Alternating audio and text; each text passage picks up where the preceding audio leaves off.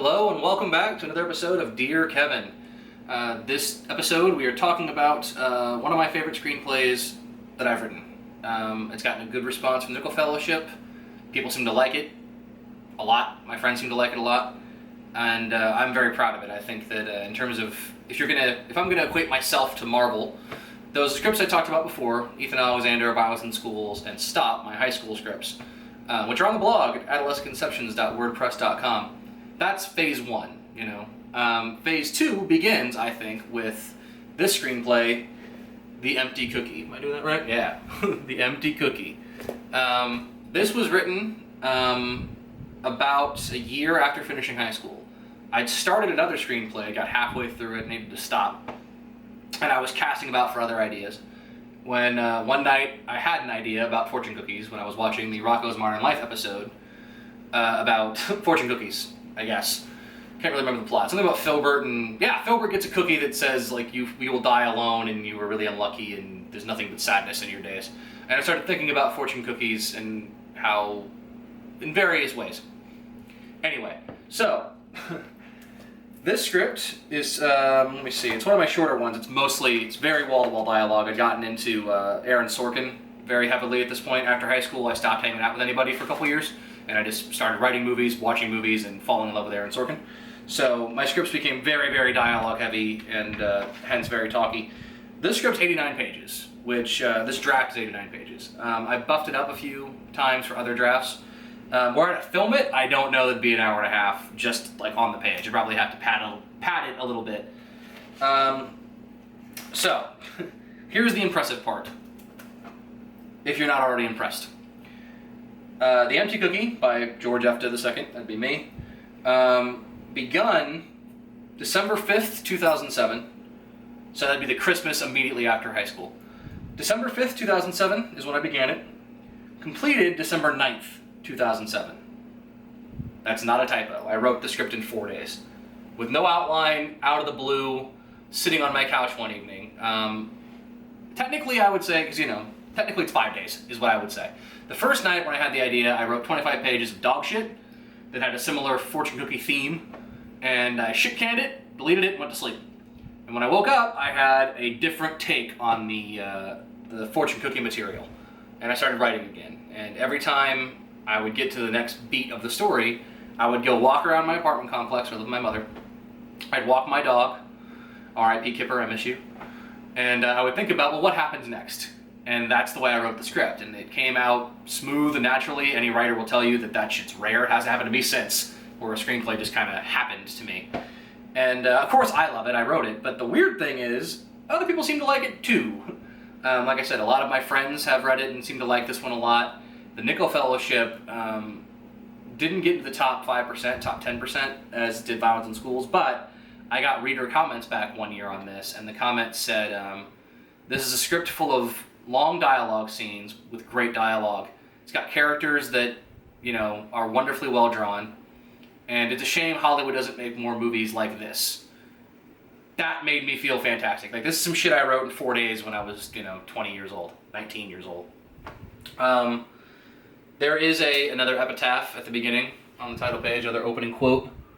This one's from Grosse Point Blank, and it's, "Where are all the good men dead, in the heart or in the head?" An important question to ask oneself. So, what's it about, this weird fortune cookie screenplay? It's about a screenwriter. It's not autobiographical, I swear to God. It's about a screenwriter who, back in law school with his buddies, he and his buddies used to play a game where they'd open fortune cookies and try and make one of them come true.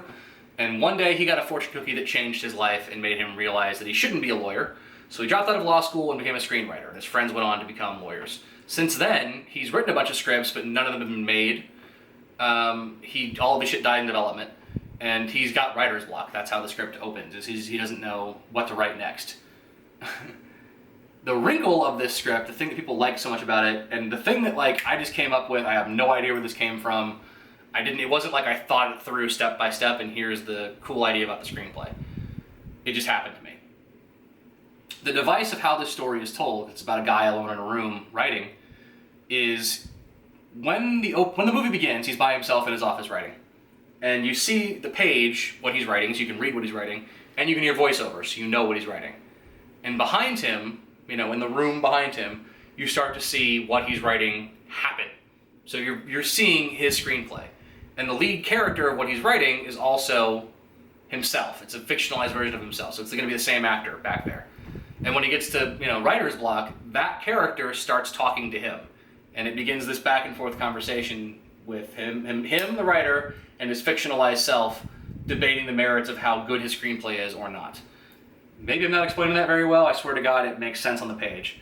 Think about a Fight Club kind of situation, spoilers for Fight Club, where it's the same. It's a guy talking to himself, essentially, but in this case, it's a fictionalized, idealized version of himself. And that's one of the wrinkles of the script. It's lovely. I do a lot of cool genre things in it, and people seem to like it. Beyond that, it's a romantic comedy of sorts. The screenwriter meets a girl and tries to get out there and change his life. I like the screenplay quite a bit. I said I wrote it in 4 days. The Nickel Fellowship has seemed to like it. When you submit to the Nickel Fellowship, it's a process of you're guaranteed at least 2 reads by professional readers. And if you get good scores, you move ahead. If you get bad scores, you get ejected. Some scripts are guaranteed a 3rd read if there's a good first or second score. The Empty Cookie has gotten almost into the next round twice because somebody has always loved it. At least one person's always given this script a very, very high score. Granted, it's a idiosyncratic, esoteric screenplay with a lot of talking about movies, so it's very inside baseball. Very real inside baseball kind of movie. So I can also understand why some people would be like, fuck this, where are the explosions, where's the 3-act structure? This movie doesn't have a 3-act structure. It's more of a Woody Allen type of movie. It's more of an Aaron Sorkin type of movie. And it's also a bit of a Kevin Smith type of movie, because once again, we're dealing with, a male protagonist who is lost in his own world. I never thought about it before, but honestly, there's a bit of Holden Caulfield in my protagonist here.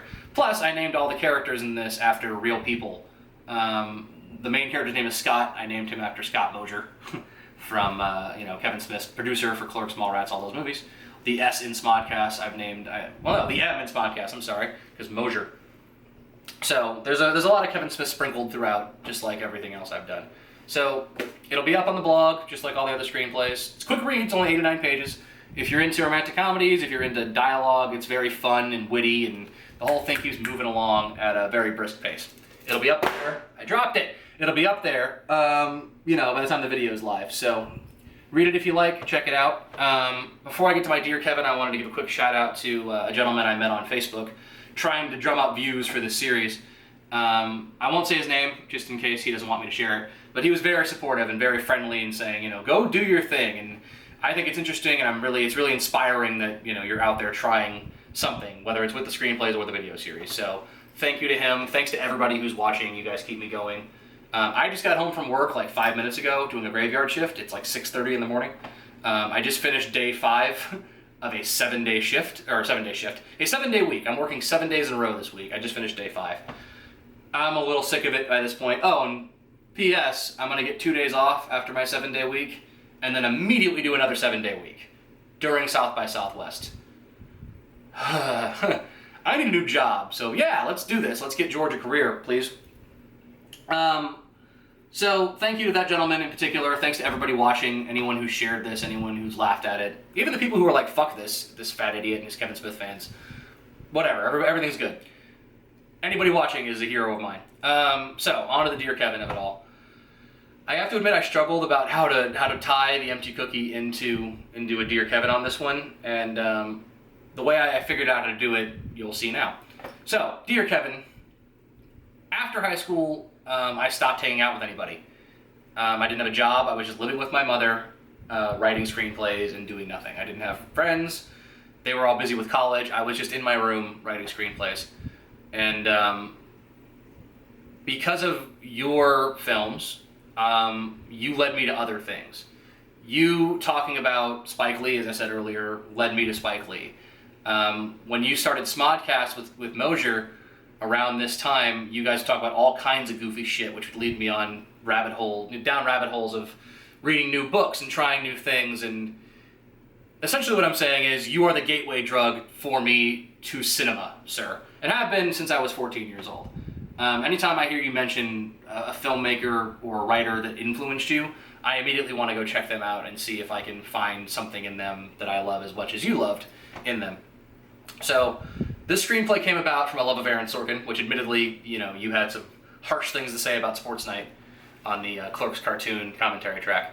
But even now, I think you'll acknowledge that you love Aaron Sorkin, man. After Moneyball and Social Network, I've heard you talk about how much you love Aaron Sorkin. So, but I wouldn't have gotten Aaron Sorkin. I wouldn't have branched out to considering myself a writer and seeking out other writer guys. Like, everyone knows Steven Spielberg or George Lucas. Those are big producer directors. There's only a few writers who have that kind of name brand recognition. Like, I would say Joss Whedon, Aaron Sorkin, Quentin Tarantino, and you. So without you helping me fall in love with the written word, I don't think I would have found Aaron Sorkin in the first place. And without Aaron Sorkin, I may never have written this screenplay. So thank you once again, Kevin, and I hope that you see these someday and you appreciate them. If you want to read the script, it's up there, adolesconceptions.wordpress.com. I'm a little loopy. Like I said, I just did another graveyard shift, my 5th graveyard shift. So I'm going to have some beer and some cigarettes, and I'll see you next time. Thank you for watching. I hope you like the script, and catch you later.